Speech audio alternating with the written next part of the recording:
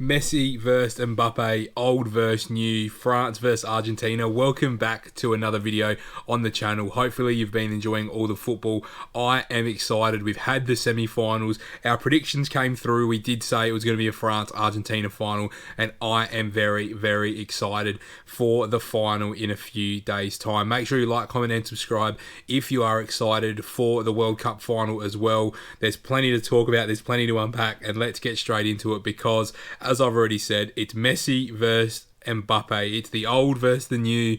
Lionel Messi, 35 years old, yet to win a World Cup versus Mbappe, the 24-year-old superstar who has one to his name already. Who's going to come out on top? Let me know down in the comments what you think the score is going to be. I'll get into it, but let's talk about the two semi-finals quickly. We'll touch base on them right now. So we've got Argentina and Croatia, which was a very, very interesting game. I felt that Argentina, we saw the best of them finally. We saw Messi just doing exactly what he does. He scored the penalty that he needed to, but he's also creating a heap of chances for Argentina. Julian Alvarez, what a superstar he's going to be in the future as well. Not just for Manchester City, but for Argentina. You can see he's got that lethal finish. He's got the instinct of a natural number 9. He is going to be the future for this Argentina team moving forward. He's very, very capable to take the responsibility of being the main goal scorer for this Argentina team.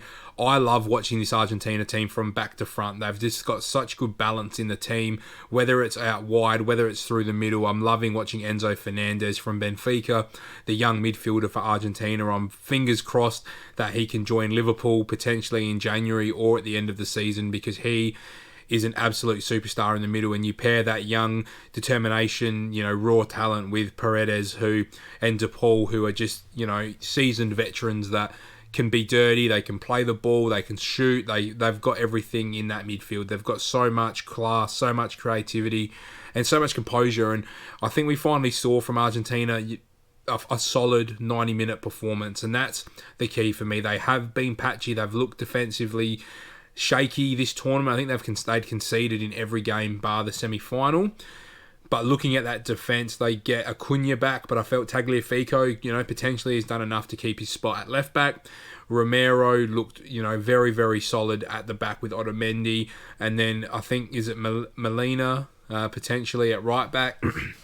They're just, and then Martinez in goal. And if it goes to penalties, that Martinez is going to be a big part. And when you've got, those players, and then you've got Messi, you've got Alvarez, there's just so many options. You've got Dybala on the bench, you've got Papu Gomez on the bench, Di Maria, Lautaro Martinez. This is an Argentina team that's prepped, ready to go. And when you've got Lionel Messi playing the way Lionel Messi's playing, he is absolutely unstoppable. And that's going to be the key for France, is how do you stop Lionel Messi?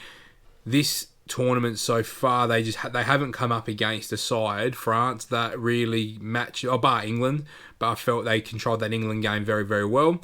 But France haven't had someone of that level to play against. That's the established superstar. We haven't seen them. Granted, we also haven't seen Argentina play against a team that has someone like Mbappe. So this is going to be a very interesting final. Let's transition over to France, because I feel like Tchouaméni versus Messi is the matchup here. If Tchouaméni can contain Lionel Messi, maybe with some support from Varane, and it looks like Konate might be the centre-back that gets a start, because I felt he was very solid in their semi-final against Morocco. That's the way that France win this game. If they're able to stop the supply and stop Messi dropping in so deep to get on the ball and create, then Argentina will struggle to create opportunities. But with this French team, it is a little bit different. Koundé, very, very solid at right back, but doesn't give them that creativity that Theo Hernandez does out on the left. The France defence, again, similar to Argentina this tournament, haven't been amazing, but again, they did keep a clean sheet. Both sides have kept clean sheets in their semi-finals. Tchouaméni's really surprised me this tournament. I never really watched him play, but he has been absolutely fantastic. He's a combo of Kante and Pogba. He's got that box-to-box mentality of Kante with the physicality and those physical attributes of Paul Pogba. Rabiot has been fantastic in that midfield, very similar to the way that Argentina play. They've got between the Paredes, DePaul, and Enzo Fernandez. They get that same sort of balance from Camavinga, from Chouameni, and from Rabiot. And then this French team going forward, when you've got Dembele, Griezmann, Mbappe, Giroud, all fit and firing, you know that there's going to be goals in this game. And it's been interesting because in the semi-final, it was Hernandez and a young striker from from Frankfurt that managed to pop up and score those goals for France, but it also was created by Kylian Mbappe. So this is going to be the best final that I reckon I'm ever going to watch. This has been the best tournament that I've ever witnessed as a football follower, and I am so excited. I'm going to go with my gut and say Argentina are going to come out on top 2-1 in this game. I've said Argentina for the whole tournament, but this could go either way. This could go to penalties. It could be a 5-4. It could be a 4-3. It could be very high scoring like it was in Russia. Let me know in the comments. I'm going Argentina. Let me know who you're going for, and I'll speak to you very, very soon once the World Cup is over.